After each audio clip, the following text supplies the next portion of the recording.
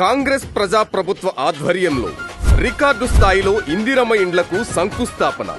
తొలి విడతలో 72,000 ఇందిరమ్మ ఇండ్లకు శంకుస్థాపన. నారాయణపేట జిల్లాలోని అప్పకపల్లె గ్రామం వేదికగా నెరవేరనున్న రేవంతన్న సంకల్పం. తెలంగాణ రాష్ట్రంలో కని విని ఎరుగని రీతిలో ఇందిరమ్మ ఇండ్లకు శ్రీకారం. నాడు నేడు ఏనాడైనా పేదవాడికి గూడు కల్పించింది కాంగ్రెస్ పార్టీనే.